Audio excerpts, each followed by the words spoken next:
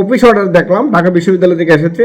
তো এটা 18 তারিখে এটা সাইন করেছেন রেজিস্ট্রার, ভারপ্রাপ্ত রেজিস্ট্রার। পাকিস্তানের সাথে ঢাকা বিশ্ববিদ্যালয়ের সম্পর্ক এতদিন বন্ধ ছিল, কোনো ধরনের কার্যক্রম ছিল না ঢাকা বিশ্ববিদ্যালয়ের সাথে পাকিস্তানের কোনো অর্গানাইজেশনে। তো আজকে এই অর্ডারটা দেখলাম যে 13/11/2024 তারিখের একাডেমিক কাউন্সিলের সিদ্ধান্ত অনুযায়ী তারা পুনঃস্থাপন করলো। মানে এখন থেকে ঢাকা বিশ্ববিদ্যালয় পুরোদমে পাকিস্তানের সাথে কাজ করবে। তত্ত্বাবধায়ক বা অবৈধ অন্তর্বর্তী সরকার বলেন যাই বলেন না কেন, তো এইটার যে প্রধান ডক্টর মোহাম্মদ ইউনূস, ওনার একটা পাকিস্তান প্রীতি আছে। তো এই পাকিস্তান প্রীতিরই একটা নমুনা আমরা দেখলাম। তো এটা আমরা এই যে পাকিস্তানের সাথে সম্পর্ক পুনঃস্থাপনের যে বিষয়টা, এটা আমরা তীব্র নিন্দা জানাই।